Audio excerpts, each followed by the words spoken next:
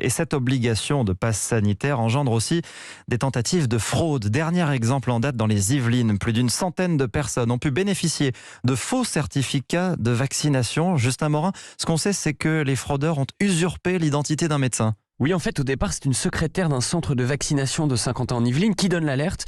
Selon le journal Le Parisien, il constate que 111 personnes ont réussi à se procurer une attestation de vaccination et donc d'un QR code valide alors qu'ils ne se sont pas fait vacciner.